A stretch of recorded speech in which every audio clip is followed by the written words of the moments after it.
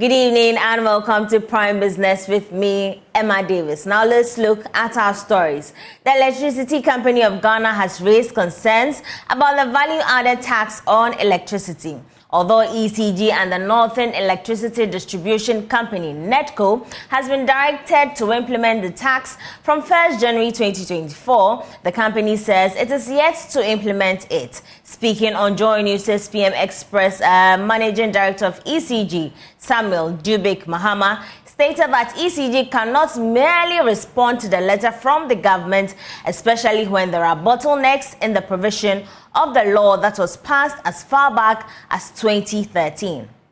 In 2013, the value-added tax bill was passed, Act 870, which set out the parameters in the first schedule and also sections 35 and 30 to 37 for the places that VAT should be charged on, like a dwelling place and all of that, which makes it mostly commercial and residential places.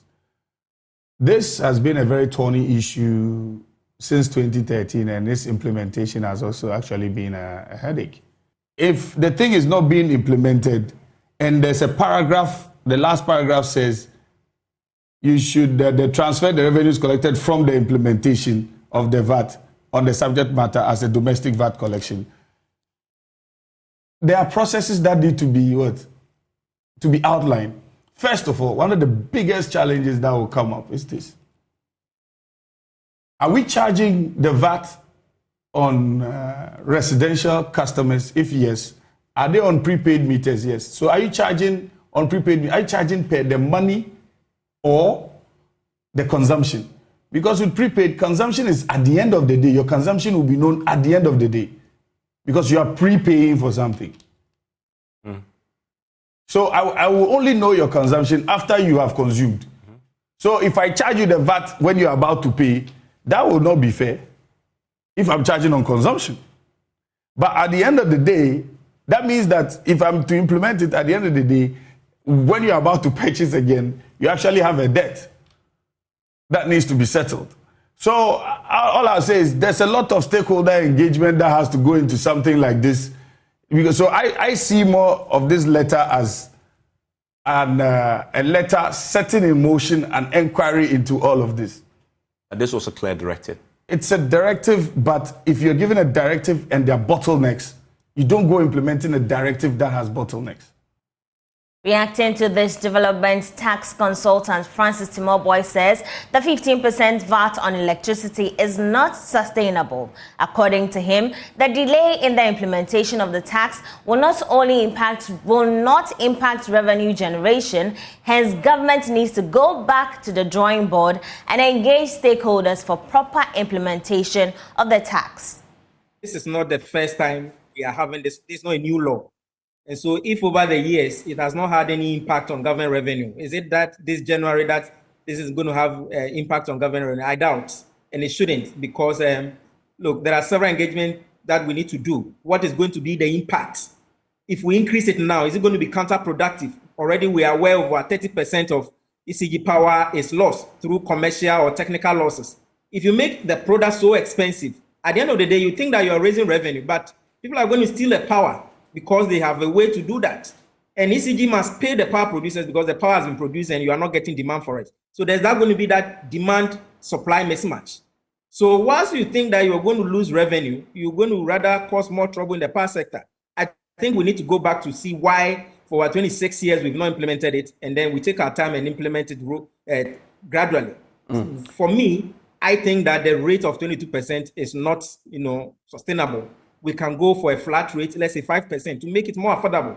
Remember, we still have automatic adjustment in place. So power cost is still going, utility tariff is still going to go up anyway. Meanwhile, Associate Professor of Finance at the Andrews University, William Tupa, tells Joy Business the incoming 15% VAT on electricity charge will only worsen the financial situation of ECG. So as of 2022, they reported that their both commercial losses, technical losses, and system losses came to 7 billion Ghana cedis.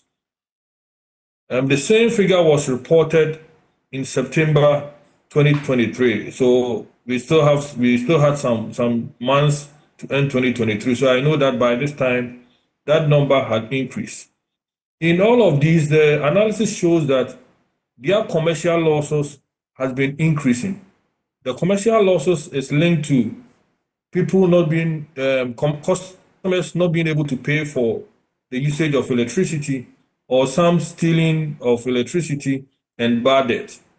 So if this matter is not addressed, and with the incoming of the 15%, is going to make the price of ECG products very expensive, and people are going to probably use illegal means to use their service without payment, and it's going to worsen the financial situation of ECG.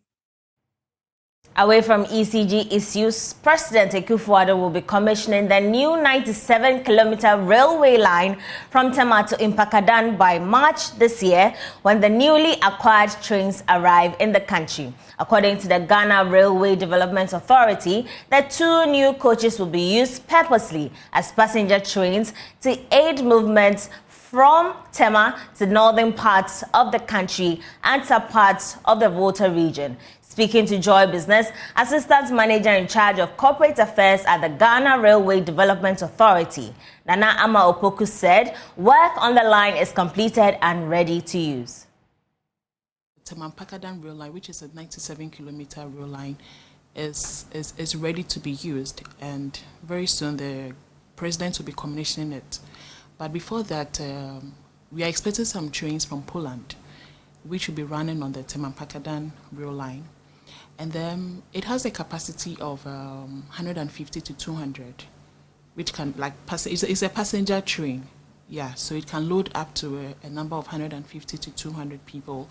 And it's running 120 kilometers per hour. So you can imagine the fastness of it and how many times it can be running in a day. Currently, we are also expecting 2 trains. Yes, we are expecting 2 trains to be running on the Mpakadan line. And it's expected to be in Ghana by end of March. And then in 7 months' time, we are going to expect the second one. So meaning by the end of March, we'll be seeing the first train that will be coming. The first one. We are expecting first 2, but one will be coming before the other. So the first one will be coming by the end of March. And then by 7 months' time, we'll be expecting the second one. Now, President Akufo-Addo has announced that Ghana is ready to advance visa-free applications for all Africans traveling to Ghana before the end of the year. He was speaking at the opening ceremony of the ongoing 3-day African Prosperity Dialogue at Peduase in the Eastern region. Here's more. FTA is going to ensure that it continues to create opportunities for businesses to expand beyond their borders, driving economic growth and creating a more integrated and interconnected continent. To unlock the full potential of trade for prosperity, let us prioritize the development of efficient transportation and logistics infrastructure, streamline trade processes, and embrace digital technologies that facilitate cross-border transactions without the need to depend on outside currencies. These dialogues must emphasize that Africa has to go heavy on the promotion of sustainable farming practices, coupled with targeted investments in infrastructure for innovation and technology. I also know that for many of you, you had to acquire a visa to come to this event, even though special arrangements for this conference reduced the visa acquisition fee by 50%, and you were thus able to receive your visa on arrival. The government of Ghana is committed to ensuring visa-free for all Africans.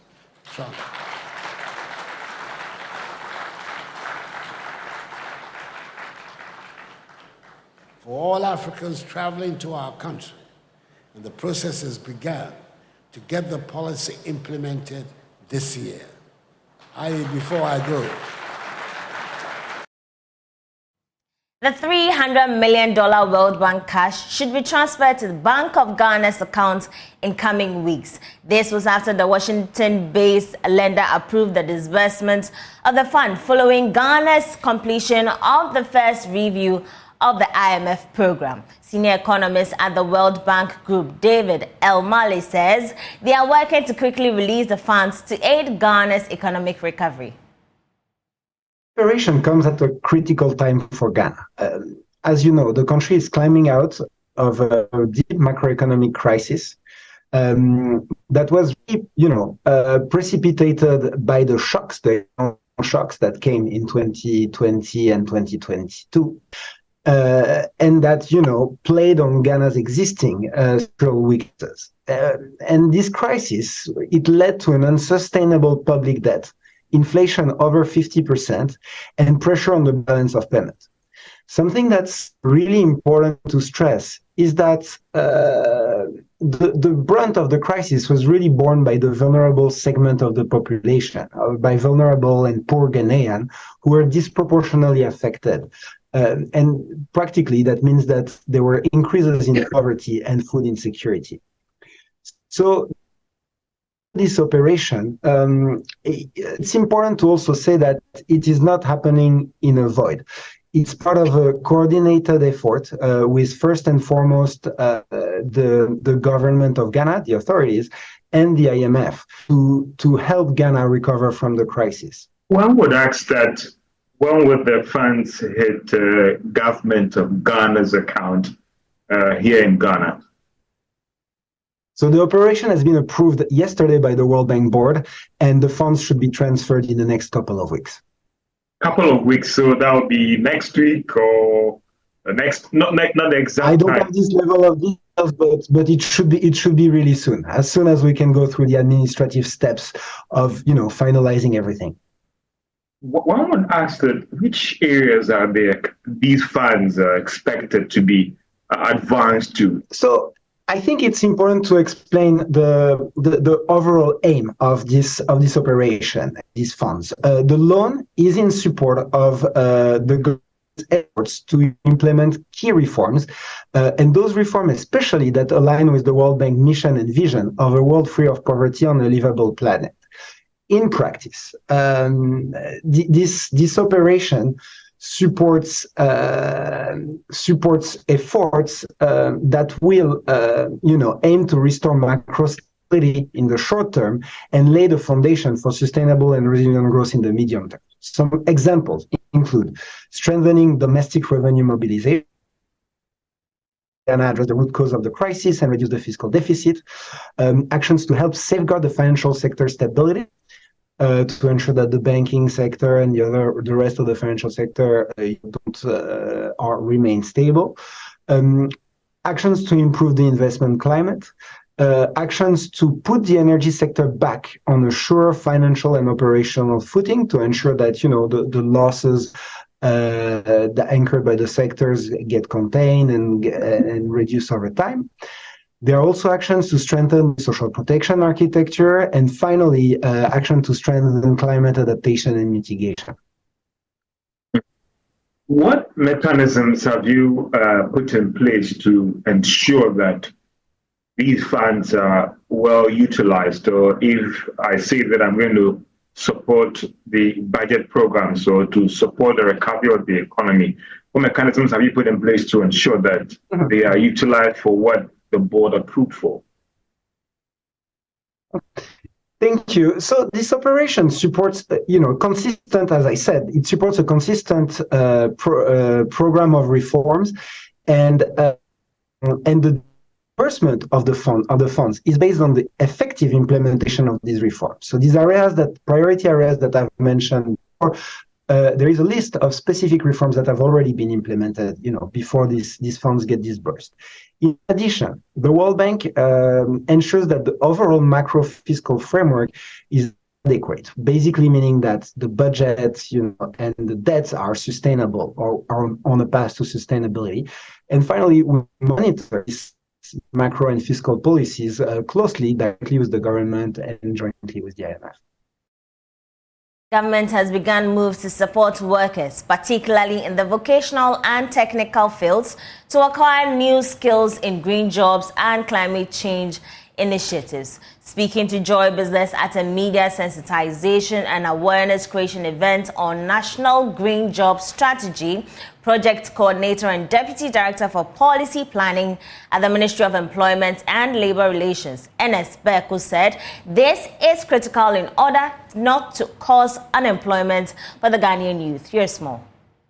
The media workshop on the National Green Job Strategy is aimed at boosting the knowledge of the participants on government policy programs towards a clean environment. As part of the strategy, many states' initiatives are geared towards supporting small and medium enterprises to transform their operations to meet the green standards.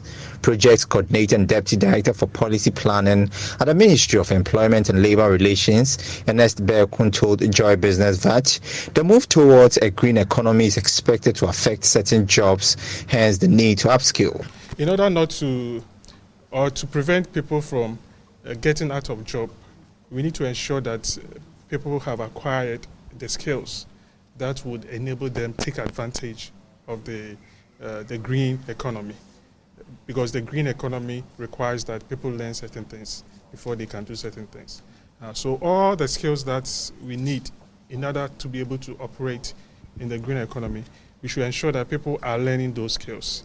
And we are supporting them to build, like the way today people are into all kinds of industrial activity, which one way or the other is affecting the environment. In the same way, we need to support people to build those industries that will enable us do the things that we need to do so that we don't have any negative impact on the environment. Project Partners SNV believes that Ghana has what it takes to implement all the strategies in the policy. Project Officer Amindu Musa has been speaking to Joy Business about the scope of work done so far. Very important, because we want to ensure that sustainability come to play. Because most often, you know, projects comes, project go, and they go with the project. But this one, we want to ensure that the project stays and it benefits Ghana. So SMV, in collaboration with European Union, we have put in 150,000 euros to support the implementation of the Green Job Strategy. The scope includes sensitization of ministries, departments. So we did it regional. We did Accra, we went to Kumasi, we went to Kumasi, Koforidua, we went to Takoradi and Cape Coast. We are now looking at going to the north and then OT regions and Volta region very soon this month. Ghana is expected to give a status report on its strategy at the next global meeting on climate change.